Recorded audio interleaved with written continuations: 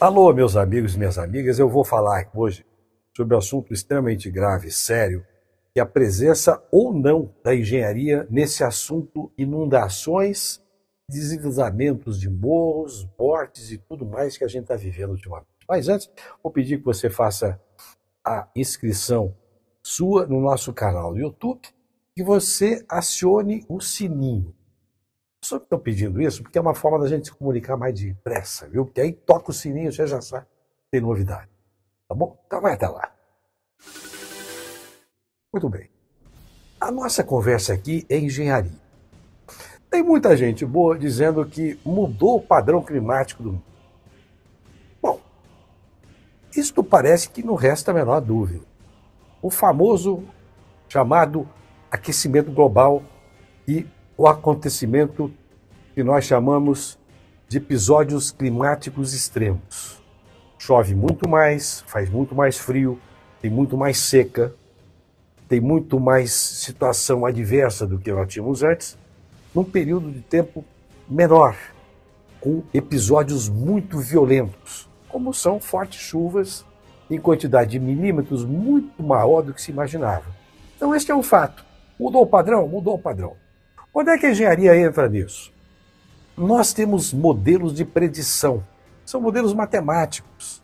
Do mesmo jeito que a gente estuda o mar, a gente sabe quando aumenta a maré, a gente sabe quando a circulação oceânica vai direcionar aquela quantidade de água para esta ou para aquela outra região, e de vez em quando a gente vê um trecho de praia diminuir ou engordar. Isso tudo pode ser estudado previamente com modelos de predição matemáticos. A questão atmosférica é muito mais complexa que isso, porque também é muito difícil, mas também tem modelos de predição importantes. A engenharia faz o quê? Ela usa esses modelos para programar as suas ações preventivas. As populações que foram levadas a morar perto do mangue ou perto das encostas não foram para lá porque quiseram. Vieram do norte, do nordeste, ou são populações tradicionais e ribeirinhas, também foram ali viver em função de um outro processo que eu não estou aqui para dizer muito disso, e cabe mais ao antropólogo dizer isso, ou até ao historiador trazer aqui dados importantes desta área. Eu aqui quero focar na engenharia. O que nós da engenharia temos que fazer? Olha, já se ouviu falar em política de habitação? Pois é, o que é um plano sério de enfrentamento desta realidade com uma política de habitação para todas as camadas populacionais, em especial dos que mais precisam? É você olhar com esses modelos de predição aonde pode chover e aonde essa chuva pode representar risco maior e começar daí, tirando as populações dessas áreas de risco, levando esses grupos para viver em áreas onde não existam riscos à sua própria integridade física, à sua vida. Nem me refiro ao aspecto material, que também é lamentável. Imagina a pessoa viveu uma vida inteira para possuir alguns bens e perde tudo em pouquíssimos minutos debaixo d'água. Quando eu nem estou aqui para colocar isso como mais importante que a vida. A vida é muito mais importante que isso. Mas a engenharia pode encontrar soluções para isso. Nós somos treinados para isso. O engenheiro tem uma missão, que é de resolver o problema. Diferente de outras áreas profissionais que estão aí para discutir o assunto. Quando eu falei que a engenharia pode apresentar soluções, eu quis dizer isso. Tem situações que você pode minimizar os efeitos do risco, até anular o risco existente. E foram ocupações que aconteceram sem nenhum planejamento e que podem ser aproveitadas de maneira organizada. Ou seja, eu quero dizer, não é simplesmente chegar e dizer eu vou tirar todo mundo desta área e levar para outra área, e aí nós vamos também estar fazendo o jogo da especulação imobiliária, porque você vai liberar algumas áreas para certamente alguns estarem ali olhando mais de perto com interesses que são interesses econômico-financeiros e não propriamente interesses da manutenção da vida e do patrimônio das pessoas mais vulneráveis, como nós estamos aqui dizendo. Então, é preciso separar o joio do trigo. Aquilo que não dá para fazer, aí você tem que mudar a população dali e mostrar isso de forma clara, de forma transparente, reunir as pessoas, fazer audiência pública, mostrar isso de forma absolutamente clara e convincente, convencer as pessoas de que não há outra solução. Mas isso com toda a tranquilidade, porque a engenharia tem ferramentas para isso.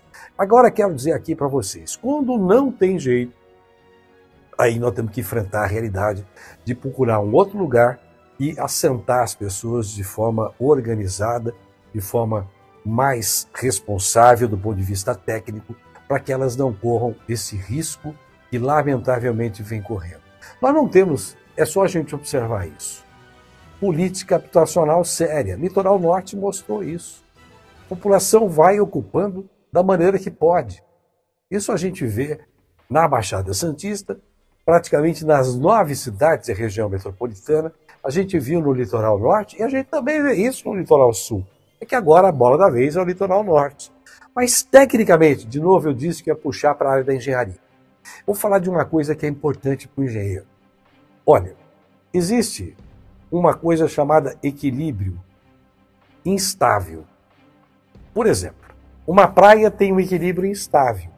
Se você não mexer na praia, não produzir alterações humanas ali importantes, a maré e o movimento oceânico vai levar o sedimento, a areia, para longe e depois, se você não fizer nenhuma besteira, a própria natureza vai trazer o sedimento de volta. Então é comum você ver uma praia menor e de repente uma praia volta a ter a sua dimensão se você, repito, não fizer uma intervenção maluca. Este é o equilíbrio instável. Isso acontece no morro também. No morro, o que nós precisamos pensar? Se for necessário manter a população no morro, é preciso pensar em drenagem superficial. Porque se você faz a drenagem do morro, essa água não fica ali retida. E essa água, quando fica retida, transforma aquela região, aquele volume de terra, numa terra muito mais pesada. Por isso ele vem abaixo. Por isso ele desliza. Por isso ele causa mortes. Então você pode fazer planejamento e fazer essas drenagens superficiais. É o caso do Morro da Vila Baiana, em Guarujá. É possível fazer intervenções desse tipo. Tem uma outra intervenção do geólogo, do engenheiro, do colega geólogo, que é o chamado grampeamento do solo. Mais ou menos isso. Você pega o grampeador, você vai grampear uma coisa. Mais ou menos o solo pode ser grampeado também. Eu estou dizendo isso a grosso modo para você me entender. É possível intervenções que vão segurar um pouco essas encostas. Isso de forma preventiva, mas é preciso investir. Então, repetindo, separar o joio do trigo. O que não dá para mexer, não tem como mexer, vamos conviver da melhor maneira com drenagem superficial, com obras de grampeamento do solo e outras obras, como, por exemplo, as famosas cortinas, né? São aquelas cortinas, são colocadas paredes de concreto, segurando até certo ponto, em etapas, aquele morro para que ele não deslize.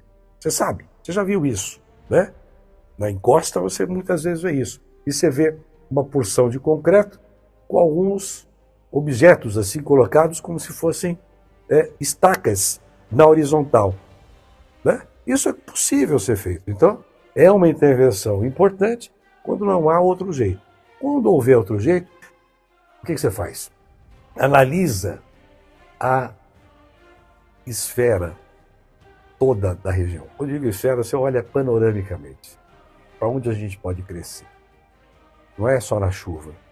O rio, cachoeira, as obras de engenharia que já existem, as coisas que foram feitas, coloca tudo no mapa. A gente faz com um instrumento chamado geoprocessamento. Tudo isso adquire uma coisa chamada latitude e longitude e é localizado numa base cartográfica. A engenharia tem condição de fazer isso. E isso a prefeitura tem a obrigação de fazer um mapeamento sério. Mas esses mapeamentos precisam conversar entre si. A área da saúde tem que entender um pouco desse geoprocessamento para poder colocar essas populações georreferenciadas. E esses equipamentos também bem localizados para que haja um planejamento da distribuição dessas ações na área da atividade pública. E a engenharia pode e deve ajudar nisso. Vocês notaram no que eu falei o quanto há de transversalidade nisso. O quanto o assunto geografia conversa com a saúde, conversa com a educação e conversa com a engenharia como um todo. Quando eu falei do solo, da ocupação, nós podíamos falar, por exemplo, de uma política não só de colocar habitação, mas também fazer o que nós chamamos de um plano diretor de drenagem, para saber para onde está indo a água, como é que essa água está circulando, como é que na forte chuva essa água vai estar ali, de que maneira a gente vai resolver o problema. Essa é a transversalidade da engenharia com os outros segmentos e dos segmentos com a engenharia. Mas há um fato importante, e talvez mais importante que essa transversalidade técnica, que é a transversalidade humana, que é você, na engenharia, ter a capacidade de conversar com as populações, entender o que está acontecendo, é dialogar, é conversar, é, sobretudo, ouvir o que as populações têm a fazer e têm a dizer, sobretudo com as suas experiências acumuladas ao longo de tanto tempo. E para isso, as instituições da engenharia precisam, de alguma forma, eu diria, descer do seu pedestal, vir conversar com as pessoas de perto. Isso vale para o Sindicato de Engenheiros de São Paulo, isso vale para o Conselho Regional de Engenharia e Agronomia do Estado de São Paulo, o Conselho Federal, isso vale para as associações de engenharia, vale para os diversos órgãos da engenharia e também para os outros segmentos da sociedade civil. Dialogar, conversar e transformar essa conversa em algo construtivo, em algo estruturante, que seja não um ato heróico, uma conversa localizada, quando agora acontece, por exemplo, essa quantidade de mortes como o que nós constatamos, lamentavelmente, lá no litoral norte. Mas que essa conversa seja permanente, seja de planejamento, seja de conquista, de convencimento, que seja de diálogo franco, construtivo, honesto, sério e, sobretudo, sincero. Abaixo o cinismo nisso tudo. Para isso, a engenharia tem muita coisa a fazer. Mas agora, nesse momento aflitivo, nós precisamos nos unir, todos os segmentos da engenharia e da sociedade civil de forma geral. É preciso ajudar essa população que está sofrendo no litoral norte do estado de São Paulo. E isso vai se reproduzir no Brasil inteiro. E problemas semelhantes aconteceram, já aconteceram no Rio, Petrópolis, já aconteceram em outros estados do Brasil, posso lembrar da Bahia, e outras situações tão difíceis que levaram muita gente a morrer. Então nós precisamos planejar tudo isso, unir esses esforços, pensar além das questões político-partidárias, das eventuais divergências, das simpatias pessoais, com este ou com aquele que foi candidato. Aliás, a eleição acabou, o momento é de ajudar da forma mais honesta e sincera. Nós, no Guarujá, fizemos a Água Viva, a Associação Guarujá Viva. E, na questão ferroviária, construímos há mais de 10 anos a Ferrofrete. As duas entidades estão interessadas em ajudar na obtenção de apoios para as entidades que já saíram, desde o primeiro momento, angariando recursos para ajudar a reduzir o sofrimento das suas populações. Nós, nos nossos sites, tanto da Água Viva quanto da Ferrofrete, estamos demonstrando de que forma essas colaborações podem e devem acontecer. Mas eu faço questão de encerrar esse comentário lembrando uma coisa. Tudo isso aconteceu por inação. Tudo isso aconteceu por falta de planejamento, por falta de coragem e por falta de iniciativa. A gente vai consertar o que aconteceu, tem que politizar o assunto. Eu tenho ouvido muita gente dizendo, não importa a política, importa sim.